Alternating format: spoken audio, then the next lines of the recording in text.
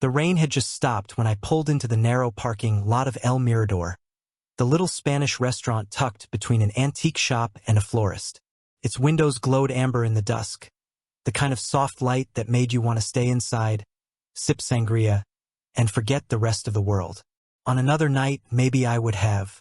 IK** led the engine and sat there for a few seconds, watching the wipers make their final, squeaky pass across the windshield. My heart was doing this slow, deliberate pounding, like it already knew something my head wasn't ready to face. I told myself it was just dinner with Camila and her parents. Nothing more. But a knot had been sitting in my stomach all afternoon, and it wasn't loosening. Through the glass, I spotted them immediately. Camila, her mom and dad at a table near the window. She was laughing at something her father had said, tilting her head in that way that made her hair fall over one shoulder. And then my eyes caught on it, the necklace. It was delicate gold, thin but bright under the restaurant lights, with a small heart-shaped pendant resting just above the neckline of her blouse. My pulse kicked up. I'd seen that necklace before, though not on her. 2 days ago, I'd been scrolling mindlessly through Instagram when a familiar name popped up in my feed. Raul Vega, her coworker, the office charmer, a man who thought leaning too close at happy hour or throwing out suggestive jokes was part of his personality. The photo wasn't of Camila, not directly. It was Raul, holding up a small gift box with that same gold chain spilling over the edge, grinning like he just won something. His caption was vague. Something about celebrating someone special. The kind of post that was bait for questions in the comments. I hadn't asked, but I'd stared at it longer than I should have, feeling that quiet sting of doubt I'd tried to ignore. Now the necklace was right there in front of me, resting against her skin as if it had always belonged to her. I took a slow breath, stepped out of the car, and walked inside, letting the smell of garlic, roasted peppers, and saffron wash over me. Camila's smile was instant when she saw me, warm enough that anyone else might have thought it was genuine. "Michael," she said, standing halfway to greet me. Her mother rose too, offering a polite kiss on the cheek, and her father gave me a firm handshake. I slid into the empty chair across from Camila, noticing how she immediately reached for her menu, her eyes darting down before mine could linger on that pendant. "They have a new seafood paella tonight," she said brightly, as if that was the only thing worth my attention. "We should try it." I nodded slowly. "Sure." Her parents began chatting about the restaurant's renovations, how the owner had finally added an outdoor patio, and I let their voices blur into the background. My eyes kept going back to that necklace, the way it caught the light every time she moved. I thought about Raul's grin in that photo, the way he leaned in too close when we'd crossed paths at her company's holiday party. It wasn't just the necklace. It was the way she'd skipped over explaining it, steering the conversation to the menu like a magician pulling a sleight of hand. I'd seen Camila receive gifts before. She'd always announced who it was from, sometimes even showing the note or card. This time, nothing. I forced myself to focus on the small talk. Her father was telling me about his latest fishing trip, about nearly catching the biggest trout of his life. While her mother chimed in with corrections, Camila laughed at their bickering, her smile wide, her hand brushing lightly at the chain around her neck as if to make sure it was still there. It was such a small gesture, but it burned into my mind. She was aware of it, aware enough to touch it unconsciously. When the waiter came to take our drink orders, Camila suggested sangria for the table. "Their recipe is amazing," she told her parents. "You'll love it." I agreed without much thought, letting her handle the ordering. My mind was still running in quiet, uneasy circles. The thing about suspicion is that it doesn't crash into you all at once. Not if you've been ignoring the signs. It starts like a faint hum in the background, something you can pretend isn't there, until suddenly it's the only thing you can hear. Watching her laugh and gesture, watching her parents beam at her like nothing was wrong. I wanted to believe I was imagining things, that Raul's necklace was for someone else, that Camila's behavior had a simple, harmless explanation. But the more I looked at her, the more I realized her brightness tonight wasn't natural. It was performative. She was too quick to fill silences, too eager to keep things light. And when our eyes met, hers darted away just a fraction too soon. "Michael, you've been quiet," her mother said at one point, smiling gently. "Everything okay?" I straightened, forcing a polite smile. "Yeah, just taking it all in. It's been a long day." Camila reached for her water glass, her voice slipping into that practiced, casual tone. "He's just hungry. Once the food comes, you'll see." And just like that, the conversation moved on again. But I knew she'd felt it. The tension sliding between us, invisible to her parents but impossible for me to ignore. I sipped my sangria when it arrived, the sweet fruit and red wine doing little to loosen the knot in my chest. The necklace caught the light again, and I realized I'd been staring at it so long I could picture every curve of the pendant with my eyes closed. Somewhere in the back of my mind, I knew this night was going to change things. I just didn't know how much yet. The first appetizer arrived. Garlic shrimp sizzling in a small clay dish, the oil still bubbling around them. Camila leaned forward to spoon a few onto my plate, smiling like nothing in the world could be wrong. Her parents began telling me about their neighbor's recent trip to Madrid, how he'd brought back bottles of wine and stories that got more dramatic every time he tells them. I nodded at the right times, but my mind was somewhere else entirely. The necklace wasn't just a pretty accessory. It was a key, unlocking a door I'd been trying to keep shut for months. I thought back to the first time something felt off, maybe 4 months ago, when Camila started coming home later than usual. At first, it was occasional, an extra hour at work here, a quick drink with coworkers there. Nothing alarming. She'd text me about it, always with a little emoji tacked on, as if to soften the fact that she wouldn't be home for dinner. But then those late nights became a pattern. Once or twice a week turned into almost every night. Sometimes she'd come home with a burst of energy, talking quickly about some funny thing that had happened at the office. Other times, she'd be quiet, tired, slipping straight into the shower without much conversation. I remember the night she disabled her phone's location sharing. We'd always had it on, not out of mistrust, just for convenience. If one of us was running late or got stuck somewhere, the other could check without making a call. One day, I noticed hers was off. When I asked, she brushed it away with a laugh. "Glitch," she said. "Probably an update thing." I believed her. I wanted to believe her. Then came the passwords. She changed her lock screen code, no warning, no reason. The same with her social media accounts. We'd always known each other's passwords, mostly for harmless things like posting a photo from the other's account or checking messages while the other was driving. But when I tried to log in one day to grab a photo for a birthday collage I was making for her mom, I found I was locked out. She claimed she'd been tightening up her privacy settings because of a weird spam incident. Even then, I told myself it was fine. People need privacy. I didn't want to be that guy, the paranoid boyfriend who thinks every locked phone is hiding something. But the weekends, those were harder to ignore. She started making plans without including me, saying she was just catching up with friends. Sometimes she'd be gone the whole afternoon and evening, coming back late, hair a little messy, wearing a t-shirt I didn't recognize. I'd ask about it and she'd laugh it off. Borrowed from a friend. I spilled something on mine. It wasn't just the clothes, it was her whole appearance. Sometimes her hair would have that slightly windblown look, like she'd been riding with the windows down.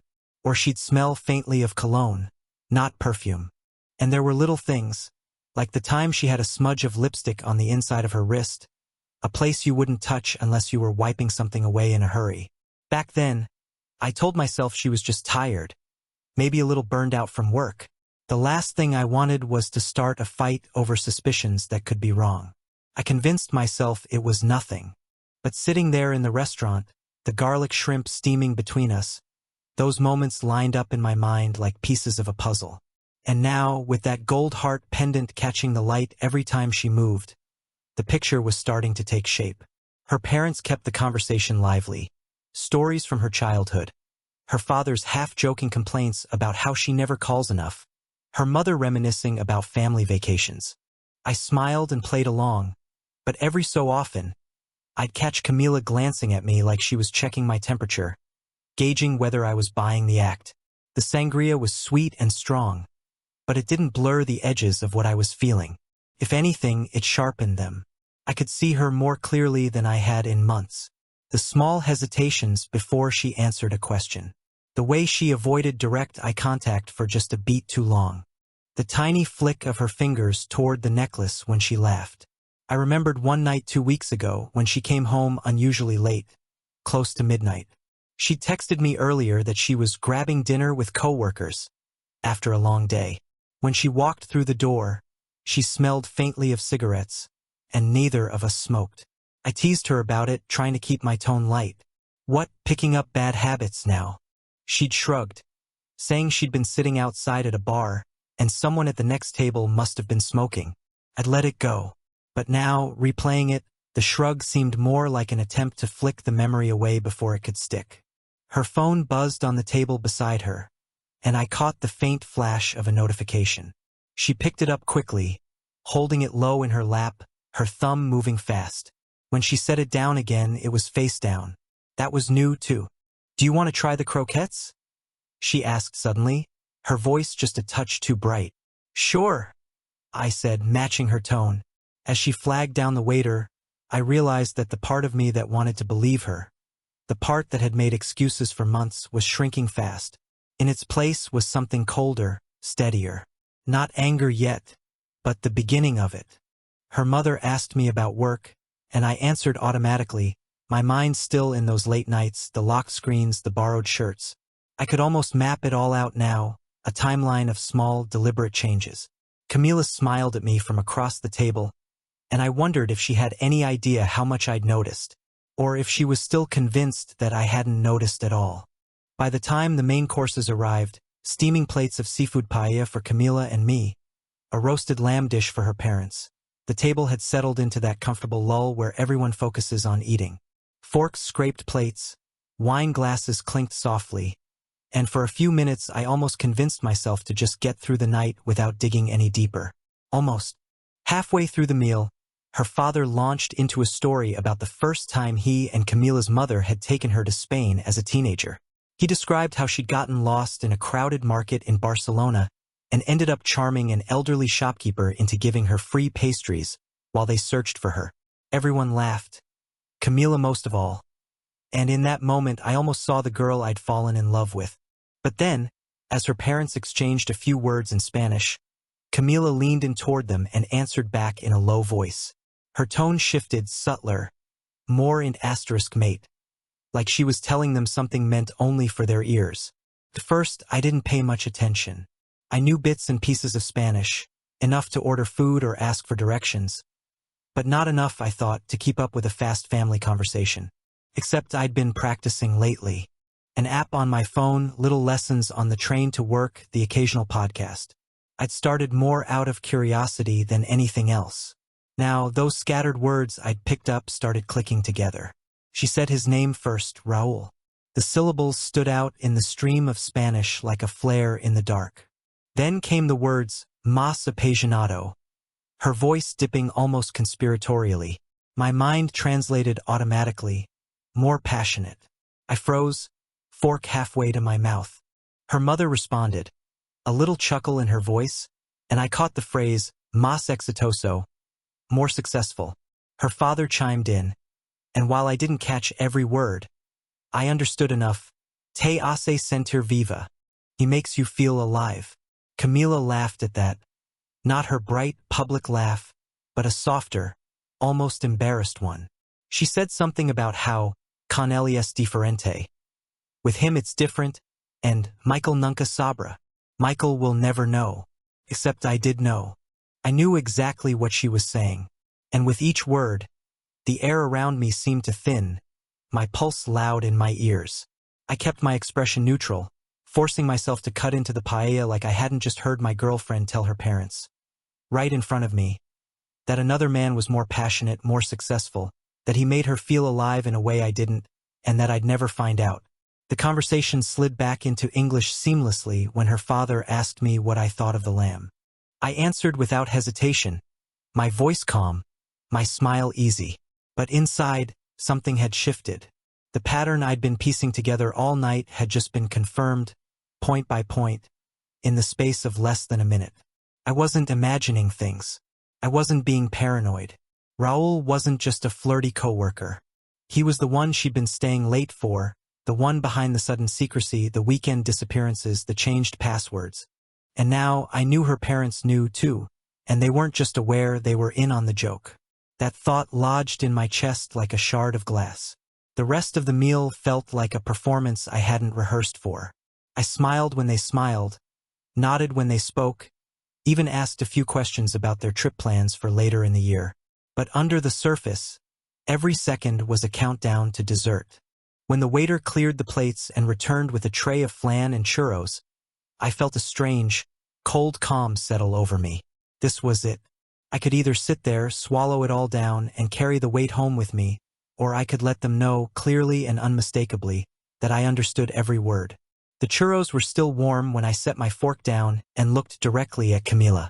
"So," I said, switching to Spanish, my pronunciation deliberate, "Raoul is more passionate and successful than me? He makes you feel alive in ways I can't? And I'll never know?" The words hung in the air like a sudden crack of thunder. Her parents froze, their eyes snapping to me in shock. Camila's face went pale, the confident brightness she'd worn all night vanishing in an instant. She stared at me like I'd just spoken in tongues. "Michael," she started, her voice faltering. I didn't let her finish. I shifted my gaze to her parents. "I understood every word you just said. Every joke, every comparison, every little laugh at my expense. My Spanish was slower than theirs, but clear enough. I may not speak fluently, but I know when I'm being insulted at my own table." The silence was absolute. Even the clinking of cutlery from nearby tables seemed to fade. Camila's father opened his mouth, maybe to explain, maybe to apologize, but I raised a hand. "No, don't. You've made your opinion of me perfectly clear." I reached for my napkin, folded it neatly, and set it beside my untouched dessert. Then I took out my wallet, pulled a few bills, and placed them on the table. "I think we're done here," I said, my voice steady. Camila reached across the table, her hand trembling slightly. "Wait!" I stood, pushing my chair back just enough to scrape against the floor. "Enjoy the rest of your evening." Without another word, I walked toward the door, feeling every set of eyes at the table on my back. I didn't turn around. Not once. The cool night air outside hit me like a wave, but instead of relief, it brought a sharper clarity. The necklace, the secrecy, the late nights, and now the direct confirmation from her own mouth. There was no room left for doubt. As I reached my car, I saw our reflection in the restaurant window. Her inside, still frozen in her seat, her parents leaning toward her in frantic whispers, and me outside already halfway gone. The glass between us might as well have been a mile of open road. The night air outside El Mirador felt sharp, almost metallic, as I stepped off the curb toward my car. My hands weren't shaking, at least not in the way I'd expected. I thought I'd be flooded with anger, that my chest would feel like it might burst, but instead there was just this steady hum inside me. A focus. I opened the car door, sat down, and rested my hands on the steering wheel. The glow from the restaurant spilled faintly across the windshield, and through the glass, I could still see Camila's silhouette.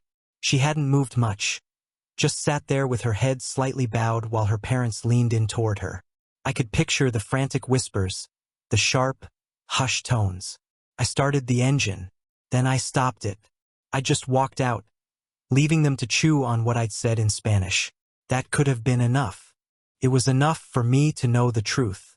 But the longer I sat there, the more something else took shape, an urge not just to leave, but to make sure every last mask at that table came off. This wasn't about theatrics.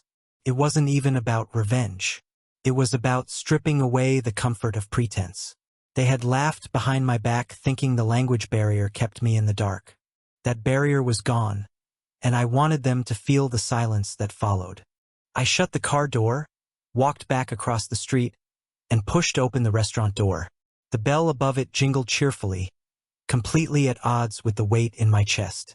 The hostess glanced up in surprise. "Back so soon?" I gave her a small, polite nod and kept walking. The dining room was warm and lively, but as soon as I reached our table, the noise seemed to dim. Camila's mother was mid-sentence when she saw me, her voice cutting off like someone had closed a book. Camila looked up at me, eyes wide.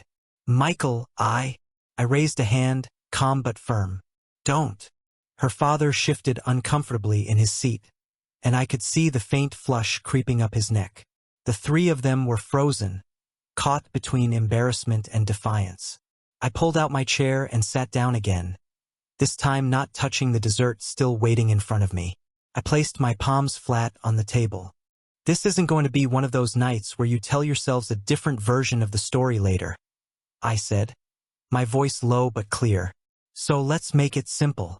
I switched back to Spanish, slow enough that every word landed. Raúl is more passionate, more successful. He makes her feel alive. And Michael will never know. I glanced between each of them. Those were your words, correct? The pause was long enough for a nearby couple to glance over. Camila's lips parted, but no sound came out. Her mother shifted her gaze to her plate. Her father's jaw tightened. Do you want me to translate for the rest of the restaurant? I asked, my tone still even. Camila shook her head quickly. No. Then I'll do it for you so there's no misunderstanding, I said, turning back to English. While we sat here, they told each other, confident I wouldn't understand, that Raúl is more passionate, more successful, that he makes Camila feel alive, and that I would never know. Her parents' faces drained of color. Camila's eyes darted around the room, checking who might have heard. I want you all to remember, I continued, that you didn't just say these things. You said them while sitting across from me. You let me pay for this dinner, look me in the eye, and pretend nothing was wrong. That's the part one want burned into your memory. The air between us was thick, the hum of other conversations now a distant background noise. My voice wasn't raised, but it didn't have to be. The weight of it was in the precision. Camila swallowed hard. Michael, please, it's not. It's exactly what it is, I said, cutting her off. I'm not here to debate definitions. Her father finally spoke, his voice low. You're making a scene. I leaned back slightly. No, I'm making a point. A scene is loud, messy, meant to embarrass. I'm not raising my voice. I'm not yelling. I'm telling you plainly that I heard every word. I understood it, and I will not forget it. Her mother's hands were clasped so tightly in her lap that her knuckles had gone white. I reached into my pocket, pulled out enough cash to cover my share of the meal, and set it neatly on the table. That's for my part of dinner, I said. The rest is on you. Camila's breath hitched. Don't do this. I pushed back my chair. This dinner was supposed to be a bridge, I said quietly. Instead, it was the end of the road. I stood, straightened my jacket, and let the silence do the rest. For a moment I just looked at her, really looked at her, the woman who had once been the center of my life, now a stranger wearing a necklace that told me everything I needed to know. Then I turned and walked out. This time I didn't hesitate at the car. I slid into the driver's seat, started the engine, and pulled away from the curb without looking back. In the rearview mirror, the restaurant lights blurred into the night, fading with each turn until they were gone. The cold clarity was still there, steady as a heartbeat. The next steps were already forming in my mind. There'd be no heated arguments, no desperate bargaining. The truth had been spoken, both in words they thought I couldn't understand, and in the way they all sat frozen when they realized I could. And now it was my turn to speak in the only language that mattered: action. I didn't sleep much. The drive home was silent except for the turn signal, ticking like a metronome set to "Don't look back." I showered, left the necklace-shaped ghost at the bottom of the drain, and sat on the couch with a glass of water I didn't drink. At some point the sky went from charcoal to pale blue, and that's when the doorbell rang. I already knew who it was. The little tremor in the chime, the way she pressed and lifted, like she could undo last night if she rang with just the right rhythm. I didn't move at first. I let it ring twice more. Then I stood, walked to the door, and cracked it just enough to see her face. Camila held 2 coffees and a small gift bag. Her hair was pulled back like she was auditioning for sincerity. "Michael," she said, voice soft, eyes already watering. "Can we talk?" "No," I said, keeping the deadbolt between us. "We did our talking yesterday." She lifted the cup carrier. "I brought your favorite. Half CAF, extra cinnamon. Please, just 5 minutes." She forced a breathy laugh, the kind that used to disarm me. "I know you're mad. I want to clear the air." I opened the door 2 inches more and stayed planted. "Clear what? The part where Raul is more passionate, more successful, or the part where I'll never know?" Her mouth tightened like a seam pulled too hard. "That was a joke," she said quickly. "A stupid joke. My parents," she swallowed. "They tease. It's cultural. We were being dramatic." "Good thing I finally learned the culture," I said. She winced. "Michael, come on. You blindsided me. I didn't even know you could speak Spanish like that." She tried a smile. "Honestly, it was kind of impressive." There it was, the pivot. Compliment, soften, deflect. I didn't bite. "Don't do the thing," I said. "The charm and run thing. Put the coffees down." She obeyed, setting the carrier on the welcome mat like an offering to a door god. Then she held up the gift bag. Thin tissue paper, heavy box. "I got you something," she said. "It's stupid, but I wanted to show you I'm serious." She extended it through the gap. I didn't take it. "Who bought your necklace?" She blinked. "What?" "The heart," I said. "Who bought it?" Her eyes flicked, fast and guilty, then back. "It was a team gift," she said. "Work thing. We hit our quarter, and Raul picked it up because he has good taste." Everyone chipped in. "And he posted it to his Instagram because—" She hesitated. "He posts everything. You know that." "Did I get invited to the group chat?" I asked. "Or just the part where I pay for dinner with your parents while you workshop insults in a language I wasn't supposed to understand?" "Michael." My name broke on her tongue. "Please let me in. We can't do this in the hallway." "We're not doing it at all," I said. "This conversation ends here. You made your point at the restaurant. I heard it." Her jaw set. "You're blowing this up," she said carefully, like she'd practiced it on the drive over. "You embarrassed me in front of my parents. You walked out. You made a scene." "I translated," I said. "The scene made itself." She glanced past me at the hall, the photos on the wall, the shoes by the bench. Her voice went smaller. "Can we just sit for 5 minutes?" "No." She sighed through her nose, the sound of a plan shifting gears. "Okay, then listen." She squared her shoulders. "I didn't cheat on you." Silence stretched between us, taut and thin. "With Raul," she added. "I didn't. We flirted, sure, but it never went anywhere. I liked the attention. It was stupid and I'm sorry." She lifted a hand. I didn't sleep with him." I nodded slowly, not because I believed her, but because the words fell exactly where I expected. "So the late nights? Work. Then drinks," she said. "Sometimes I needed space. You've been distant." There it was again, the pivot back to me. "I've been distant.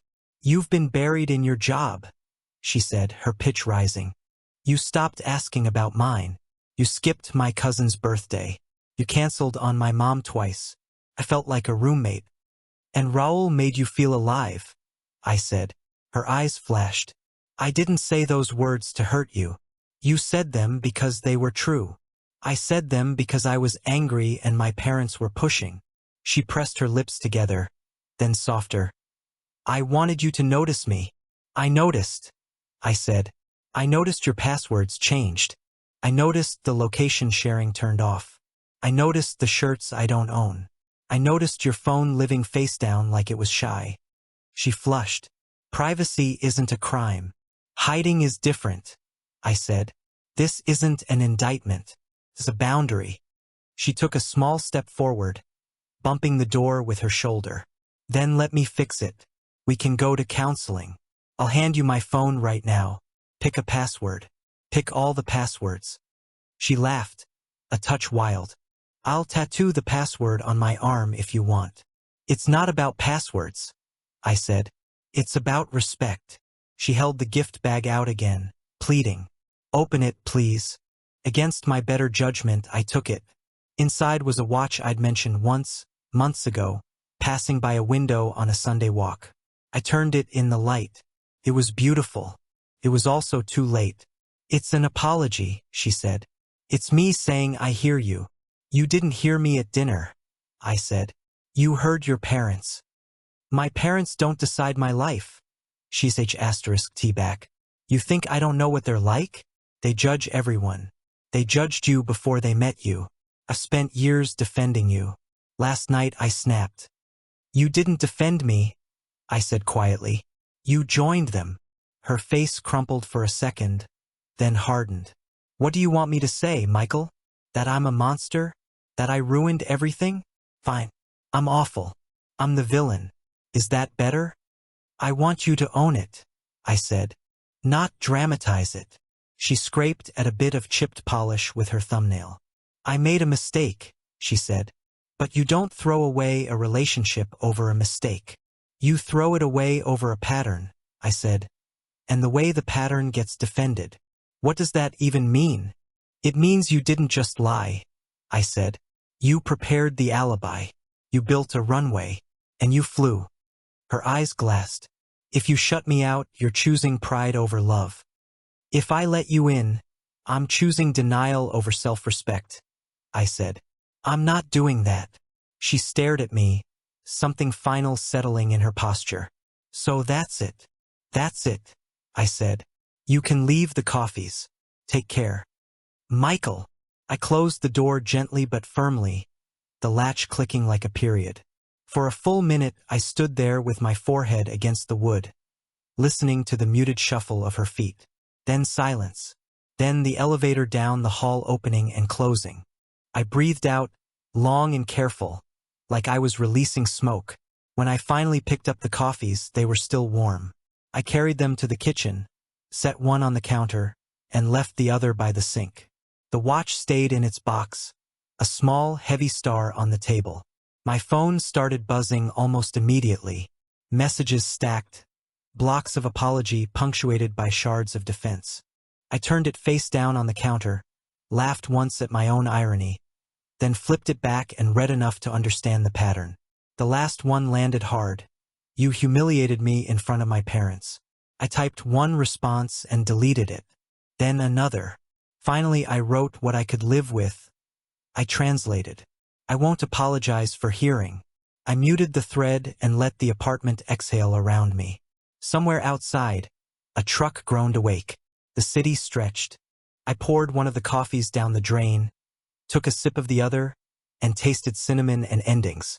I didn't feel triumphant. I didn't feel like a winner. I felt like a guy who had finally stepped out of a room where the lights were dimmed on purpose. That was enough for now.